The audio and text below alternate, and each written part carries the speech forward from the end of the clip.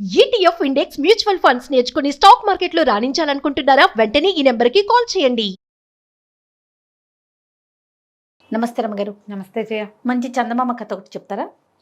మామూలుగా ఎవరైనా ఒకళ్ళు వచ్చి దేవుడో దేవదూతో గంధర్వుడక్షుడు కిన్నరులు కింపురుషులు ఎవరైనా వచ్చి నీకేం కావాలి, బాగా డబ్బులు కావాలా, మనశ్శాంతి కావాలా అంటే ఏం కోరుకుంటాం? మనశ్శాంతి రమ్మగారు, ఖచ్చితంగా. అంటే ఎప్పుడు మనశ్శాంతి కోరుకుంటాం జయ? మన దగ్గర సరిపడా డబ్బులుంటే మనశ్శాంతి కోరుకుంటాం. మనం డబ్బులు కటకట కటకట్లు ఆడిపోతున్నాం. ఖచ్చితంగా డబ్బులేనండి, ఫస్ట్ ప్రయారిటీ దానికి కదా. మన దగ్గర డబ్బో దశకమో ఏదో మన లివింగ్ బాగున్నప్పుడు నెక్స్ట్ స్టెప్కి వెళ్తాం. మనశ్శాంతి కావాలనుకుంటాం. మనకు డబ్బులు లేకపోయినా పర్వాలేదు, మనశ్శాంతి కావాలని ఎప్పుడు అనిపిస్తుంది? డబ్బులు ఉన్నా కనిపించేది అది. అదే నెక్స్ట్ స్టెప్ అయితే మనశ్శాంతి. దీని మీద ఒక కథ చెప్తాం. ఓకే, ఇంకా నన్ను అడుగుతున్నారు అనుకున్నాను రమ్మగారు. మీరేం కోరుకుంటారు చెప్పండి? నేనైనా మనశ్శాంతి కోరుకుంటాను ఇప్పుడు. అంతే, రైట్. పూర్వం అంట ఒక పల్లెటూరులో ఇద్దరు అన్నదమ్ములు ఉండేవాళ్ళు. తల్లిదండ్రి ఉన్నప్పుడు ఏదో కొంచెం సంపాదించారు. వీళ్ళకి కూరలు పండించుకునేందుకు ఒక చిన్న జాగా, ఓ చిన్న గుడిసె, ఒక 30 ఎకరమో 15 ఎకరమో పొలం, కాస్త ధాన్యం పండేందుకు చెప్పులు కుట్టేవాళ్ళు. వాళ్ళు తల్లిదండ్రి గతించాక మెల్లిగా ఏదో 2 కూరలు పండించుకుంటూ కాస్త ధాన్యం పండించుకుంటూ ఆ చెప్పులు కుట్టుకుంటూ బతికేవాళ్ళు. రూపాయి ఎక్కడి నుంచి వస్తుంది? చెప్పుల మీద వచ్చేది. అయితే ఏమైంది, క్రమంగా వీళ్ళున్న ఊళ్ళోకి ఒక బ్రహ్మాండ నాయకుడు చెప్పులు చకచకా కుట్టేసేవాడు ఒకడు వచ్చాడు. వచ్చి వాడు దుకాణం పెట్టేసరికి జనం అంతా కొత్త చెప్పులు దుకాణం పెడితే అంతా అటే పోతారు. వీళ్ళ దగ్గరికి జనం తగ్గిపోయారు, చాలా పేదగా అయిపోయారు వీళ్ళు. ఆ కాయా కసురు వాటితోటే బతకాలంటే చెయ్యి ఆడట్లేదు. ఎటగో నానా బాధ పడేవాళ్ళు. అట్ట గడిచి వీళ్ళకి శీతాకాలం వచ్చింది. ఊళ్ళో అందరూ మంటలు వేసుకునేవాళ్ళు. భోగి మంటలు అంటే మంటలు వేసుకుని కూర్చుంటారుగా. వీళ్ళకి మంటలకు కూడా చెట్లు లేవు. ఏదైనా ఉండాలిగా 2 ఇవేమైనా పుల్లలో ఏవో. అయితే తమ్ముడు అన్నాడు, అన్నయ్య ఇటు మన ఇంటిపై ఉన్న మైదానంలో చెట్లన్నీ కొట్టేశారు. కాకపోతే చెట్లు కొట్టేస్తే చెట్టు కింద పెద్ద వేరు ఉంటుంది కదా, ఆ వేరు భాగం ఉండిపోయింది, అది ఎండిపోయింది. ఆ వేరు పీక్కొచ్చి అది అంటించుకుందాము, చలికుండా ఉంటుంది ఆ మొద్దు అన్నాడు. పెద్ద చెట్లకి వేళ్ల భాగాలు కూడా ఇంత లావున ఉంటాయి కదా. సరే వీళ్ళిద్దరు ఏం చేశారు, ఆ మైదానం మీదకు పోయి ఆ వేరు ఇట కొసలు తేలి ఉన్నటువంటి వేరు భాగాన్ని బాగా తవ్వి దాన్ని ఈడ్చుకొచ్చారు. నెలంతా డ్రైగా ఉంది చలికి. ఈడ్చుకొచ్చారు. ఈడ్చుకొచ్చి వీళ్ళు పొయ్యిలో కుంపట్లో వేసిన నిప్పు తెచ్చి ఇది వెలిగించారు. వెలిగిస్తే మెల్లిగా అది కాలటం మొదలుపెట్టింది. ఆ వేళ్ల భాగాలు సన్నగా ఉన్న భాగాలు ముందు కాలుతాయి కదా, అన్నీ కాలి మొద్దు అంటుకునేసారు కల్లా. ఏమైంది, దానికి ఒక తొర్ర ఉంది ఆ వేరుకి ఓ పక్కన. ఆ తొర్ర భాగం ఓ పక్కకుండి మెత్తగా ఉన్న భాగాన్ని వెలిగించారు వీళ్ళు. ఆ తొర్రలోంచి ఒక కోయిల బయటకు వచ్చి కుహు కుహు అని అరిచింది. అరిచేసరికి తెల్లబేరు, ఏమిటిది ఇక్కడ ఆ వేరులో ఉంది పడుకున్నది. ఆ వేరు ఇట్లా పై భాగంలో ఉంది, వీళ్ళు కింద నుంచి తవ్వారు. అడుగున డ్రైగా ఉన్న మెత్తటి సన్నవేళ్ల భాగాలు అంటించారు. త్వరలోంచి బయటకు వచ్చాక అటు ఇటు చూసి, ఏమిటిది, ఏం కాలం బాబు అని అడిగింది. అడిగేసరికల్లా కోయిలతో ఈ అన్నదమ్ములు ఏం చెప్పారు, ఇది కార్తీక మాసం. దేని ఋతువు అని అడిగితే కార్తీక మాసం అనేసరికల్లా, అయ్యో అలాగా, వేడిగా ఉండేసరికి ఎండాకాలం వచ్చేసిందని కూసాను. మీరు మంట పెట్టారు కాబట్టి వేడొచ్చినట్టు వేడెక్కింది కదా దిమ్మ. అయ్యో నేను ఎండాకాలం దాకా తలదాచుకోవాలి నా బాబు, నన్ను ఎక్కడైనా ఉంచుకుంటారా అనేసరికల్లా వీళ్ళేమన్నారు, 4 ఈ తాటాకులు ఇవి ఉంటాయి కదా, కమ్మలు అవి దూర్చి ఉన్న చూరులో, ఈ చూరులో వెచ్చగా ఉంటుంది, అందులో పడుకో అని చెప్తే ఆ చూరులో పడుకుని నిద్రపోయింది కోయిల. అది ఈ కార్తీకం నుంచి మళ్ళా చైత్రమాసం వచ్చేదాకా అక్కడే పడుకుంది. చైత్రమాసం వచ్చాక లేచి బాబు నేను దేశాటనకి వెళ్ళిపోతాను, మళ్ళీ కలుస్తాను, మీకు ఏమన్నా తెచ్చిపెట్టుకున్నారా, ఏమైనా సహాయం చేయనా, మీ వల్ల ఆ త్వరలోంచి బయటకు వచ్చి నేను ఇంట్లో దాక్కున్నాను అన్నది. అనేసరికల్లా వాళ్ళ అన్నయ్య అన్నాడు, అమ్మ ఏం తెస్తావు మాకు, నువ్వు దేశం అంతా తిరుగుతావు కదా ఈ కూసుకుంటూ, ఎక్కడైనా ముత్యాలు కానీ రత్నాలు కానీ వజ్రాలు కానీ కనపడితే చెరుకోటి తెచ్చిపెట్టు, వాటితో అయినా మా బతుకు బాగుపడుతుందేమో అన్నాడు. అనేసరికల్లా ఈ కోయిలంది, దాందే ఉంది, నేను దేశం అంతా తిరుగుతాను, కానీ ఈ వజ్రాలు ముత్యాలు ఎక్కడుంటాయి అక్కడికి వెళ్ళను, నేను చెట్ల మీదకే వెళ్తా. కాకపోతే నేను వెళ్ళే చెట్లలో 2 విచిత్రమైన చెట్లు ఉన్నాయి. ఒక చెట్టు ఎప్పుడు పచ్చగానే ఉంటుంది. అది ఆకులు ఎండాక దాని ఆకులు మొదట బాగా పచ్చబడి ఆకులు ఎండాక పూర్తి బంగారంగా మారిపోతుంది ఆకు. ఓ ప్యూర్ గోల్డ్. పండి ఎండాలి, చెట్టు మీదే పండి చెట్టు మీదే ఎండి కింద రాలిన ఆకు బంగారపు ఆకుగా మారుతుంది. అది ఇంకో చెట్టు ఉంది, అది సంవత్సరం అంతా పచ్చగానే ఉంటుంది దాని ఆకు. ఆ చెట్టు ఎవరి దగ్గర ఉంటుందో ఆ ఆకు వాళ్ళకి చీకు చింత ఉండదు అనేసరికల్లా ఈ పెద్దన్న అయినాడు, ఆ ఎండిపోయి రాలిపోయిన బంగారపు ఆకు ఒకటి తెచ్చిపెట్టమ్మా కోయిలమ్మ, నా బతుకు బాగుపడుతుంది అంటే తమ్ముడు అన్నాడు, ఆ పచ్చగా ఉండే ఆకు ఒకటి తేవా, చీకు చింత ఉండనన్నావు కదా, ఆ ఆకు పట్టుకురా అన్నాడు. కోయిలు వెళ్ళిపోయింది. ఎండాకాలం అంతా తిరిగి వానకారు వచ్చేసరికల్లా కోయిల తిరిగి వచ్చేసి వీళ్ళ సూట్లో దూరుతూ 2 ఆకులు పట్టుకొచ్చింది. ఒకటి బంగారపు ఆకు, రెండోది ఆకుపచ్చటి ఆకు. అది ఎన్ని తేగలదు, కోయిల ఎంత ఉంటుంది, అదో ఆకు ఇదో ఆకు ముక్కును కరుచుకుని తెచ్చింది. ఆ బంగారపు ఆకు పెద్దవాడికి ఇచ్చి పచ్చటాకు తమ్ముడికి ఇచ్చింది. ఎంత సంతోషించారో ఇద్దరు. అన్నయ్య అనుకున్నాడు ఆకును చూసుకుని, ఈ పిచ్చి వెధవా ఇన్నాళ్ళు నాకు పట్టిన శని వదిలింది, అసలు నాకు పట్టిన శని వీడే. బంగారు పాకు వదిలిపెట్టి పిచ్చాకులు తెప్పించుకుంటాడా ఎవడైనా, ఇక వీడితో కలిసి ఉండకూడదు అనిపించేసింది. బంగారం చూసేసరికి, సంపద వచ్చేసరికి తన పక్కనున్న పేదవాడు దౌర్భాగ్యుడుగా కనపడతాడు మనుషులకి. వాడు సొంత తమ్ముడైనా సరే వాడితో ఉంటే మనకి దౌర్భాగ్యం అంటుతుంది, వాడిని వదిలించేసుకోవాలనిపిస్తుంది. లోకంలో అందరినీ ఇలాంటి వాళ్ళనే చూస్తున్నాం. తమ్ముడిని పైకి తీసుకొద్దాం, ఈ బంగారు పాకు తమ్ముడికి ఇద్దాం అనిపిస్తుందా ఏ అన్నకైనా? అతను విడిగా వెళ్ళిపోయాడు. ఆ బంగారు పాకు వచ్చిన వేళ విశేషం వీడి దగ్గర చేరిందని తెలియంగానే అతను ఎప్పటి నుంచో ఒక అవతలింటి అమ్మాయిని ఇష్టపడుతున్నాడు. ఆ పిల్ల పెళ్ళికి ఒప్పుకోవాలి, వీళ్ళ దగ్గర లేవని.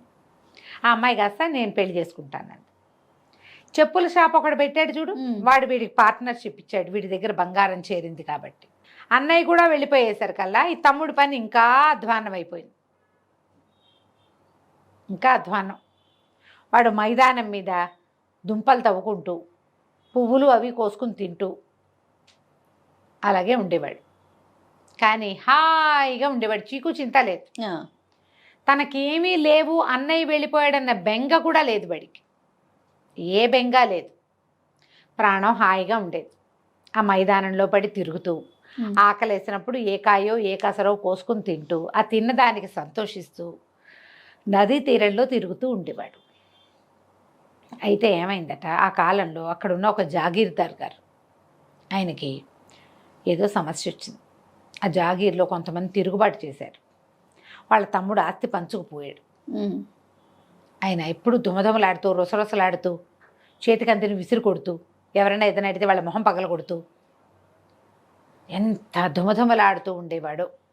అయితే ఒకనాడు ఆయన ఈ మైదానం మీద వ్యాహ్యాలకి వెళ్ళి ఆ నదిగా ఒడ్డున కూర్చునున్న తమ్ముడితోటి కాసేపు మాట్లాడాడు. ఆ తమ్ముడు ఈయన కులాసగా కబుర్లు చెప్పుకున్నారు. ఇంటికి వచ్చిన జాగీర్దార్ గారు వస్తున్న దారిలో సైనికులందరినీ నవ్వుతూ మాట్లాడిచ్చాడు, అందరినీ పలకరించాడు, కడుపు నిండా అన్నం తిన్నాడు. ఒక్క మాట మాట్లాడలా, ఎవరిని ఏమనలా. ఇదేంటి ఈయన ఇలా దేవుళ్ళ అయిపోయాడు? ఆశ్చర్యపోయారు. ఏమిటి అని ప్రశ్నించారు. ఆ కష్టాలు అందరికీ ఉంటాయి, ఏం చేస్తాము, అవే పోతాయి, మన పని మనం చేసుకుంటే బాగుంటుంది, ఎందుకు వచ్చింది ఈ తగాదాలు ఇవన్నీను అనేసరికి ఆశ్చర్యపోయారు. ఎలా ఈయనలో ఈ మార్పు వచ్చింది? అప్పుడు వాళ్ళలో ఒకళ్ళిద్దరు ఏం చెప్పారంటే, ఆ ఏ రోజు సాయంత్రం ఇక్కడ అందరినీ అరిచి చేతిలో వస్తువులన్నీ విసిరుకొట్టి కత్తిపుచ్చుకుని గుర్రం ఎక్కి వెళ్ళిపోయిన జాగీర్దార్ గారు సాయంకాలం వచ్చేటప్పుడు ఈ అన్నదమ్ముల్లో చెప్పులు కుట్టే వాళ్ళల్లో ఉన్న రెండో వాడితోటి చాలాసేపు నది ఒడ్డును కూర్చొని మాట్లాడాడు. వాడి దగ్గర నుంచి తిరిగి వచ్చాక ఈయన ఇలా దేవుళ్ళ అయిపోయాడు. అందరూ ఆశ్చర్యపోయారు. ఇక అక్కడి నుంచి చూడు మొదలుపెట్టి అధికారులు వాళ్ళు వీళ్ళు అందరూ వచ్చి ఈ చిన్నవాడితో మాట్లాడేవారు. మాట్లాడంగానే వాళ్ళకు సంతోషం వచ్చేది, హాయిగా ఉండేది. ప్రతి వాళ్ళు వచ్చిన వాళ్ళు ఏదో ఒకటి పట్టుకొచ్చి ఇచ్చేవాళ్ళు. జాగీర్దార్ గారు ఎప్పటికప్పుడు వచ్చి కాసేపు కబుర్లు చెప్పేవాడు. ఓ ఉత్తరీయం తెచ్చేవాడు, ఓ చొక్కా తెచ్చేవాడు, ఓ ఏవి తెచ్చేవాడు, భోజనాలు తెప్పించేవాడు. మెల్లిగా చిన్నవాడి పని బాగుపడింది. అతనికి ఎవరో ఒకళ్ళది ఏదో ఒక రాజోద్యోగిలాగా ఉండేవాడు. అతను అన్నీ వచ్చేస్తాయి, ఏ అధికారం వస్తే ఆ అధికారానికి సంబంధించిన వస్తువులన్నీ ఇతని దగ్గరకు వచ్చేసేవి. హాయిగా కులాసాగా జామని ఉండేవాడు. మామూలుగా లేదు వాడి పని. అతను వేసుకునే బట్టలు, వేసుకునే చెప్పులు, ఏ ఏ డిపార్ట్మెంట్ వాళ్ళు వస్తే ఆ వస్తువులు ఇచ్చేసి, అతను కూడా ఒక రాజోద్యోగులాగా కనపడేవాళ్ళు. వీళ్ళంతా చాలా స్థిమితంగా హాయిగా ఉన్నారు. క్రమంగా ఈ జాగీర్దార్ గారి బావమరిది రాజుగారి దగ్గర వజీర్గా ఉన్నాడు. ఆయనకి తెలిసింది వజీర్ రాజుగారికి సుల్తాన్ గారు చాలా పెద్ద సమస్యలో ఉన్నాడు. పెద్ద రాజుగారు అసలు మామూలుగా లేదు, తిరుగుబాటు జరుగుతోంది వాళ్ళ దగ్గర. ఇప్పుడు కొట్టుకు చచ్చిపోతున్నారు, నిరంతరము కొట్లాటలే. సభ తీర్చారంటే సగం మంది కత్తులు కటార్లు పుచ్చుకునేవాళ్ళు. ఏం చేయాలో తెలియదు. సరే, ఆయన ఏమనుకున్నాడు, ఈ చెప్పులు కుట్టే అతన్ని పిలవాలనుకున్నాడు. కబురు చేశాడు, ఈ అబ్బాయి ఇచ్చాడు. ఈ లోపల 4 సంవత్సరాలు గడిచింది. కోయిల 4 సార్లు ఆకులు తెచ్చిపెట్టింది ఇతనికి. బంగారపాకులు అన్నయ్యకి వెళ్తున్నాయి, అన్నయ్య సంపద పెరిగింది. ఈ చీకు చింత లేని వాడికి పచ్చటాకులు చేరుతున్నాయి. ఇతను ఏం చేశాడు, ఈ తమ్ముడు తన దగ్గర ఉన్న పాత కంబళిలో ఈ ఆకుల్ని 4 ఆకుల్ని పచ్చటాకుల్ని పెట్టి అటు ఇటు కుట్టేసి దాన్ని భుజాన వేసుకుని తిరిగేవాడు. అతను ఎక్కడికి వెళ్తే అక్కడ హాయిగా ఉండేది. ఎవరికి కొట్లాట్లు ఉండేవి కాదు, ఎవరు తిరగబడేవాళ్ళు కాదు, మంచి మాట చెప్తే వినేవాళ్ళు, కలిసి భోజనం చేసేవాళ్ళు, సాయిదా ఫాయిదాగా పోయేవాళ్ళు అందరూ. అక్కడి నుంచి రాజోద్యోగి ఇతను రాజుగారి దగ్గరికి చేరాడు. ఇతను ఆస్థానంలోకి వెళ్ళంగానే అంతా గొడవ సద్దుమణిపోయేది. ఒక్కొక్కళ్ళు అడిగేవాళ్ళు, ఇంత మంచి బట్టలు వేసుకున్నారు, చక్కటి చెప్పులు, మంచి నగలు, ఆ కంబళి ఏమిటండి అంటే, ఉన్నియండి, ఈ కంబళి నా పాత జీవితాన్ని నాకు గుర్తు చేస్తుంది, నేను ఎక్కడి నుంచి వచ్చానో నాకు జ్ఞాపకం చేస్తుంది, ఈ కంబళి నా భుజం మీద ఉండటమే మంచిది అలాగని చెప్పేవాడు. రాజుగారి దగ్గర బ్రహ్మాండమైన ఇల్లు ఇచ్చారు ఇతనికి. పూర్తిగా చిన్న రాజుగారిలాగా నడుస్తోంది తమ్ముడి కథ. ఒకనాడు ఏమైందట, ఈ తమ్ముడికి ఇంత ప్రభ వచ్చేసిందని అన్నయ్యకి తెలిసింది. బంగారం చేరిన ఎవరి దగ్గర ఆస్తులు చేరతాయో వాడికి గ్రీడ్ పెరుగుతుంది. ఈర్ష్య, అసూయ. మనకే ఉండాలి, వాడికి ఉండకూడదు, మనమే ఇంకా గ్రాండ్గా ఉండాలి అలా అనిపిస్తుంది. భార్యతోటి ఏం చెప్పాడంటే, మా ఏదో 4 పిచ్చాకులు సంపాదించిన వాడికే ఇంత పేరు వస్తే నాకెంత రావాలి, బంగారాకులు సంపాదించిన వాడికి. నేను రాజుగారి దగ్గరికి వెళ్ళి ఇంకా గొప్ప పేరు సంపాదించుకుంటా, పద వెళ్దాం మనం అని భార్యను పుచ్చుకుని బయలుదేరాడు. వీళ్ళు బోల్డని సామాన్లు గీమాన్లు అన్నీ తెచ్చుకున్నారు. ఒక దారి వెంబడికి వెళ్తున్నారు. వాళ్ళు ఎక్కడికో మాయం వెళ్ళిపోయారు కదా.